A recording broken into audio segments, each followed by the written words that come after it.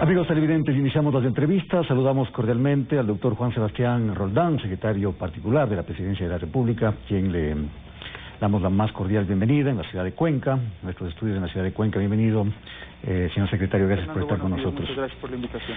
Proyecto Juego Limpio 2030. Entiendo que se va a hacer el lanzamiento en la ciudad de Cuenca. ¿De qué se trata?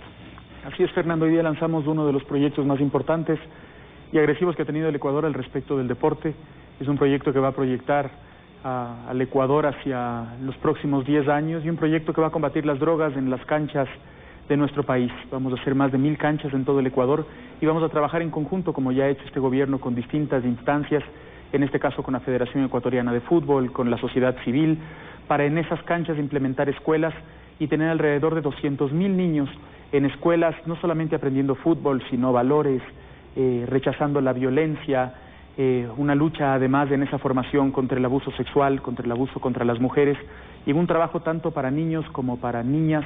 Vamos a trabajar con el proyecto de que esos niños vayan luego a centros de alto rendimiento y de ahí se conviertan en nuestros seleccionados para el Mundial del 2030 que le corresponde a Sudamérica, y como fue notorio la semana pasada, el presidente Moreno le propuso a Colombia y a Perú plantearnos como una de las sedes del Mundial. Es decir, es un proyecto de mediano plazo que luchará contra las drogas, contra la violencia, que formará mejores ciudadanos y esperamos también que nos dé grandes satisfacciones en el fútbol. Usted habla de 1000 canchas durante este periodo de gobierno.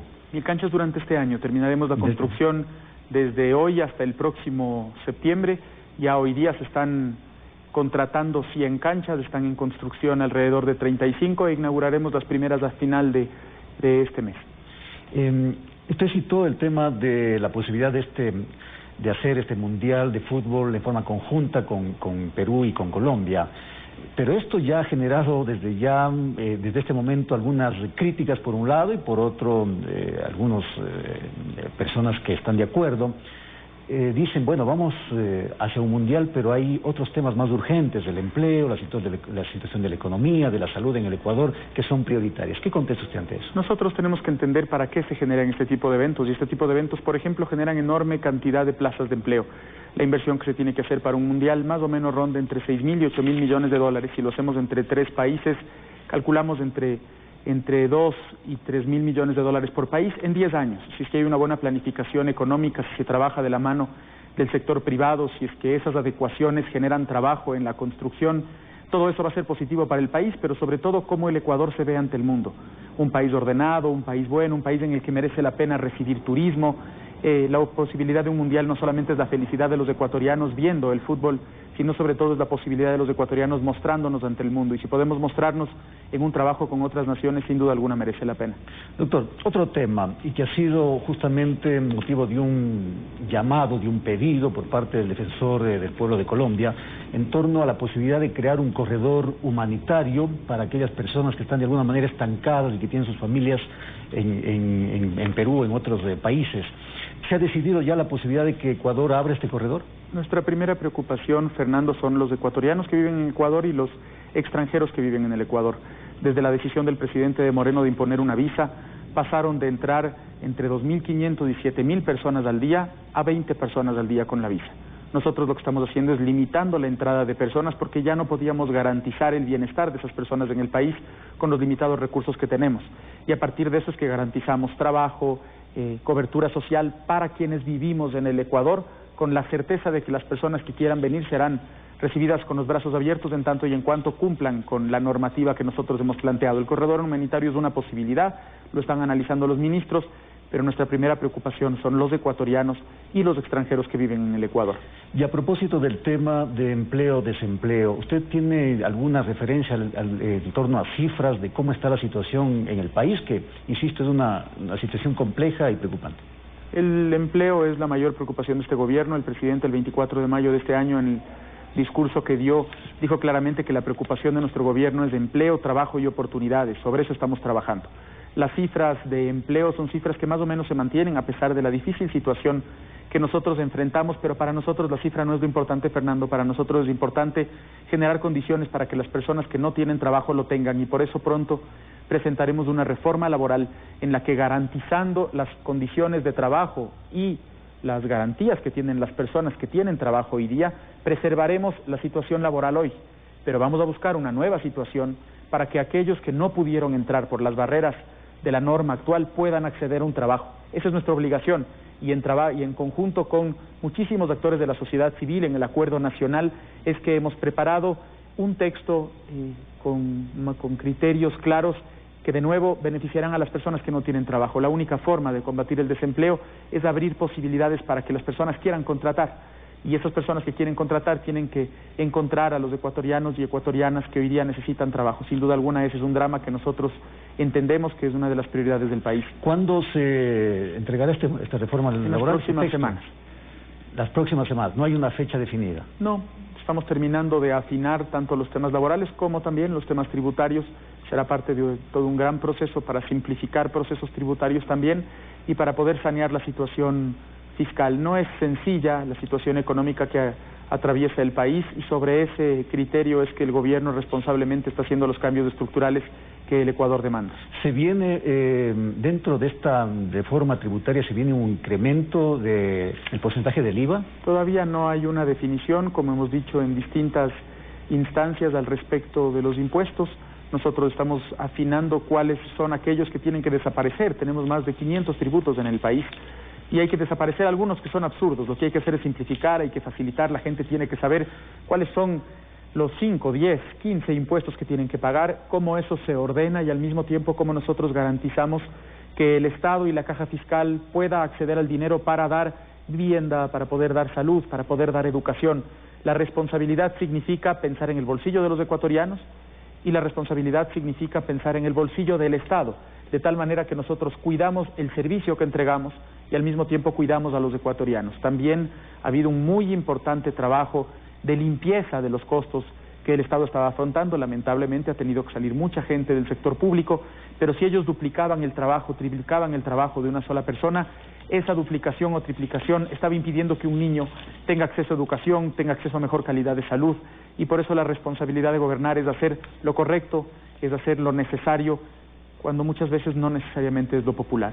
Doctor, ¿cuán efectivo ha sido este proceso de austeridad y estos anuncios que se hicieron en el sentido de, por ejemplo, vender la empresa TAME por un lado, por otro lado concesionar CNT, concesionar algunas hidroeléctricas, etcétera, etcétera?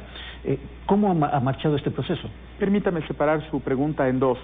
Primero, ¿cómo ha funcionado la austeridad? Solamente en el esfuerzo que nosotros les pedimos a los ecuatorianos al respecto de la gasolina extra, el Estado ha ahorrado alrededor de $300 millones, 300 millones de dólares, con un esfuerzo de los ecuatorianos y con una decisión valiente del Estado ecuatoriano de que las personas que tienen un carro paguen un poco más por la gasolina.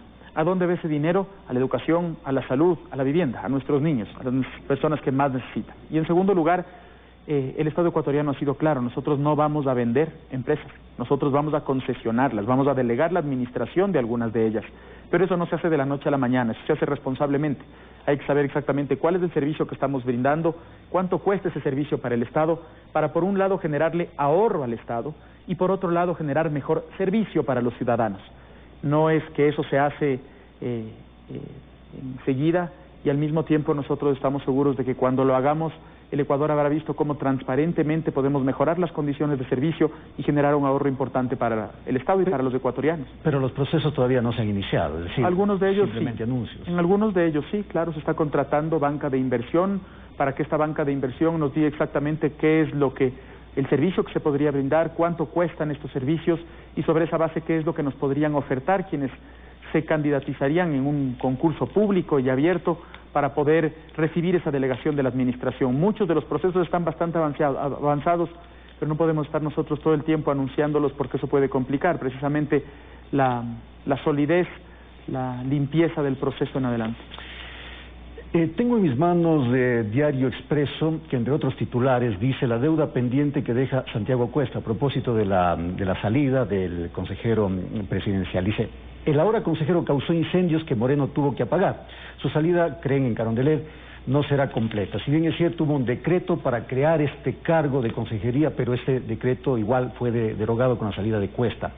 Pero, ¿Santiago Cuesta irá a algún otro cargo? ¿Usted conoce algo sobre eso? Santiago ha sido un valioso compañero que nos ha acompañado durante mucho tiempo en tareas bastante difíciles y ahora decidió renunciar. Él está saliendo del Estado, saliendo del gobierno, no va a ningún otro cargo, y al mismo tiempo quienes han trabajado duramente para este país tienen que llevarse el reconocimiento del Ecuador. Y logró cumplir con su objetivo justamente vinculado a lo que habíamos hablado hace algún momento, de lograr esta optimización del Estado y tratar de vender algunas empresas o concesionarlas. De nuevo, en dos respuestas. Por una parte, el trabajo del equipo de Santiago y del equipo que ha estado trabajando alrededor del Ministerio de Finanzas, del Ministerio de Trabajo, han logrado muy importantes ahorros para la caja fiscal, han saneado esa situación fiscal, han transparentado. Richard Martínez como ministro de Economía ha sido una muestra de cómo se puede transparentar la situación y explicarle al país. Y por otro lado, ya hemos comenzado los procesos de delegación de la administración, siempre con la responsabilidad de hacerlo de acuerdo a la ley y siempre socializándolo con aquellos actores que tienen que conocer cómo está funcionando el proceso. Un cargo de esta naturaleza no se volverá, obviamente, a crear si el presidente derogó ya el decreto ejecutivo que lo creó. Es decir, no habrá este tipo de cargo de funcionario. El presidente tendrá que decidir si es que cree que otra persona tiene que cumplir o no ese cargo. Por lo pronto no lo ha decidido y ese cargo está vacante. Doctor, hablemos un poquito de esta declaración que hizo el presidente de la República en torno al tema Odebrecht, que al parecer tiene cerradas definitivamente las puertas en el país. ¿Eso es definitivo? El presidente fue claro: mientras él sea presidente, Odebrecht no va a contratar ni un solo centavo al país. Y además Odebrecht tiene que decir la verdad al Ecuador de a quién sobornó, a quién le dio dinero, a quién enriqueció. Hoy día veíamos en las primeras noticias de su noticiero cómo lamentablemente siguen saliendo a la luz todas las corruptelas, los robos que se generaron en el proceso pasado, y Odebrecht debería ampliar esa versión. Es uno de los grandes delatores de este proceso. Debería ampliar su versión, decir exactamente a quién le dio qué dinero, y después de eso las distintas instituciones estatales tendrán que decidir qué hacer. Mientras tanto, el presidente de la República ha sido categórico y claro: Odebrecht no va a contratar con el Estado por el enorme daño que le hizo al país en el pasado.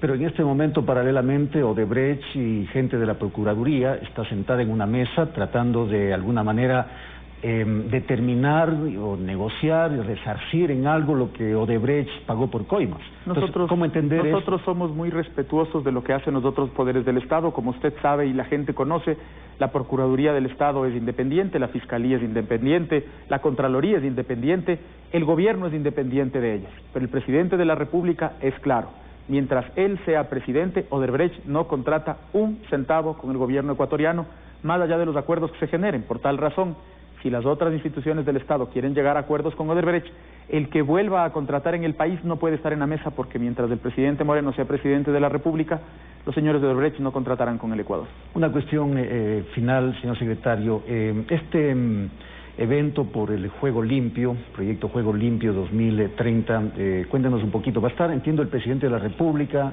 presente en esta...